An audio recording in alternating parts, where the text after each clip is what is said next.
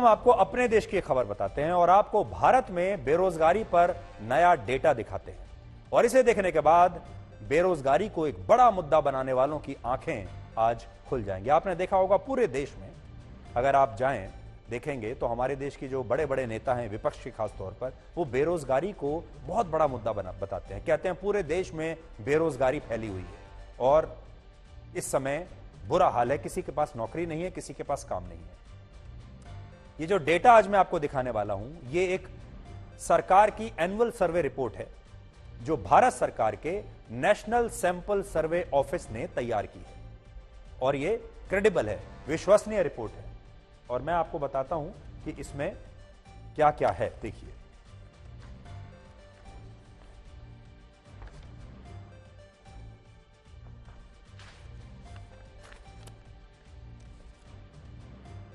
अब देखिए भारत में बेरोजगारी दर, आप बहुत सुनते होंगे कि भारत में बेरोजगारी दर बढ़ती जा रही है। आपने अक्सर यही बात सुनी होगी।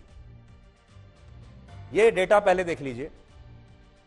वर्ष 2022 और 23 में, यानी ये वाला जो साल जब हम बात कर रहे हैं आपको, 22 और 23 में भारत में बेरोजगारी दर 3.2% रही, जो वर्ष 2021 और 22 में 4.1% थी और 2017 और 18 में 6% थी। तो पहले यहां देख लीजिए, 2017-18 में बेरोजगारी दर थी 6%, जो कि सबसे ज्यादा थी पिछले 5 साल में।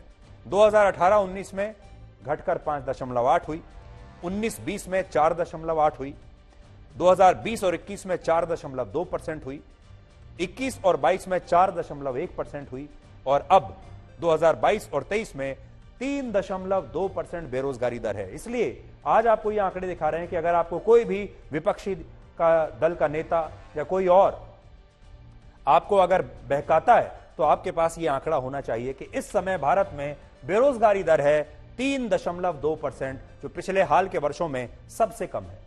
पिछले 6 वर्षों में भारत में बेरोजगारी दर 6% से 3.2% पर आ गई, यानी आधी हो गई और यह लगभग 50% तक कम हुई है। अब देखिए, अभी हमारे देश में विपक्षी दलों के लिए जातिगत जनगणना के बाद बेरोजगारी सबसे बड़ा मुद्दा है, लेकिन सच्चाई यह है कि इस समय हमारे देश में हर 100 में से सिर्फ 3.2 कामगारों के पास ही रोजगार नहीं है। अब देखें, 2014 से पहले जब देश में यूपीए की सरकार थी, तब यही बेरोजगारी दर 4 से 5% के आसपास था।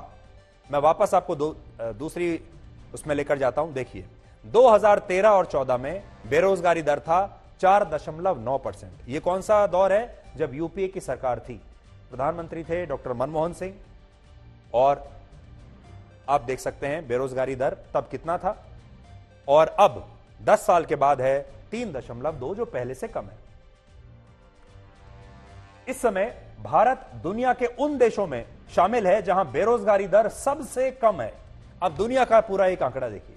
दक्षिण अफ्रीका में बेरोजगारी दर इस समय 32.8% है, ब्राजील में 8.3%, पाकिस्तान में 8.5%, फ्रांस में 7.4%, इटली में 7.9%, ईरान में 9.4%, चीन में 5.3%, ब्रिटेन में 4.2% और अमेरिका में बेरोजगारी दर इस समय है लगभग 4%। अब आपके सामने तमाम देश, मैंने तुलना आपके सामने की है, दुनिया भर में बेरोजगारी दर कितनी है। यहां पर भी अगर आप देखेंगे तो भारत में बेरोजगारी दर सबसे कम है 3.2%, जो कि अमेरिका से कम है, ब्रिटेन से कम है, चीन से कम है, इटली फ्रांस से कम है, पाकिस्तान को चलो छोड़ दीजिए, ब्राजील से कम है, ईरान से कम है और दक्षिण अफ्रीका से भी बहुत कम है। अगर बड़े राज्यों की बात करें तो भारत में सबसे ज्यादा बेरोजगारी भारत में केरल में है। केरल में बेरोजगारी दर है 7%। इसके बाद सबसे ज्यादा बेरोजगारी हरियाणा और पंजाब में है 6.1%। और हरियाणा में बीजेपी की सरकार है, पंजाब में आम आदमी पार्टी की सरकार है, लेकिन दोनों में बेरोजगारी दर 6.1% है। इसके बाद उत्तराखंड में 4.5%, राजस्थान, तेलंगाना और जम्मू कश्मीर में 4.4%, हिमाचल प्रदेश में 4.3% और बिहार में बेरोजगारी दर है 3.9%। तो अपने राज्यों में क्या हाल है वो आप देख सकते हैं बेरोजगारी दर का। बड़ी बात यह है कि भारत के जिन 10 राज्यों में सबसे कम बेरोजगारी है, उनमें 7 राज्यों में बीजेपी और एनडीए की सरकारें हैं। पूरे देश में सबसे कम बेरोजगारी त्रिपुरा में है, वहां पर बेरोजगारी दर सिर्फ 1.4% है। इसके बाद मध्य प्रदेश में 1.6%, यानी वहां भी स्थिति बहुत अच्छी है। झारखंड, गुजरात और असम में 1.7%, दिल्ली में 1.9%, पश्चिम बंगाल में 2.2% और उत्तर प्रदेश में बेरोजगारी दर सिर्फ 2.4% है। यानी जिन राज्यों में बीजेपी की सरकारें हैं वहां देश में सबसे कम बेरोजगारी है। जो आपके सामने नैरेटिव पेश किया जाता है उसके उल्टा। इसके अलावा जिन 5 राज्यों में अगले महीने चुनाव होने हैं उनमें सबसे ज्यादा बेरोजगारी कांग्रेस शासित राज्यों में है। राजस्थान में बेरोजगारी दर 4.4%, तेलंगाना में भी 4.4%, छत्तीसगढ़ में 2.4% और छत्तीसगढ़ में कांग्रेस पार्टी की सरकार है। मिजोरम में 2.2% है। मध्य प्रदेश में सबसे कम बेरोजगारी दर है, वहां है 1.6%। लेकिन इसके बावजूद बेरोजगारी पर सबसे ज्यादा राजनीति मध्य प्रदेश में ही हो रही है और वहां पर कांग्रेस पार्टी ने जो अपना घोषणा पत्र जारी किया है उसमें सबसे ज्यादा जो जोर दिया गया है वो बेरोजगारी पर ही दिया गया है। अब आप इससे समझ जाएंगे। इसका डेटा और भी है, आज क्योंकि समय समाप्त हो गया है हमारे पास, आज समय नहीं है। इसका और डेटा भी हम आपको बताएंगे।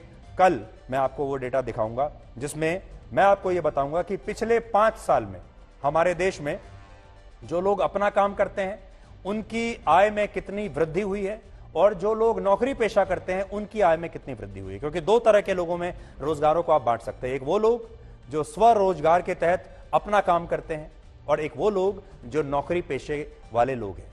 उन दोनों की संख्या कितनी है, उनकी आमदनी में कितना अंतर आया है पिछले 5 साल में, 6 साल में, ये भी हम आपको बताएंगे। लेकिन ये कल बताएंगे और ये जानना बहुत ही दिलचस्प होगा।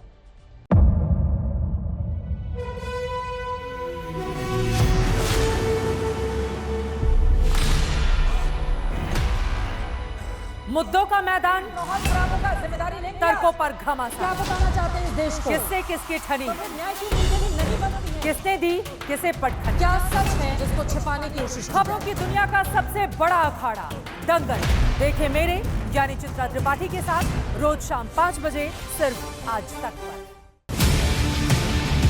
ना पक्ष ना विपक्ष, ना लेफ्ट ना राइट, ना मिर्च ना मसाला, खबरों का बोलबाला।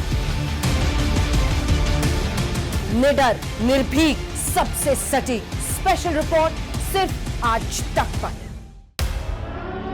एयर रेड के ये सायरन समय समय पर आपको सुनाई देते हैं। शौर्य की, भारत और चीन के बीच साहस की, सभी बाढ़ग्रस्त इलाकों का हवाई सर्वेक्षण किया है। सरोकार की, गाजीपुर में किसान से बातचीत करें। संघर्ष की, कश्मीर को आगे बढ़ना होगा।